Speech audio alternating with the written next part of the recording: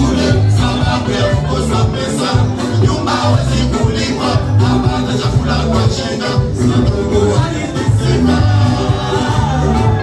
ndugu wa siku za leo ni ndugu na maiti.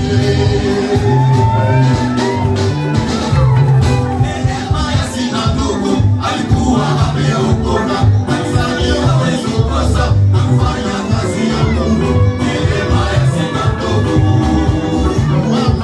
neema ya sina ndugu alikuwa ameokoka.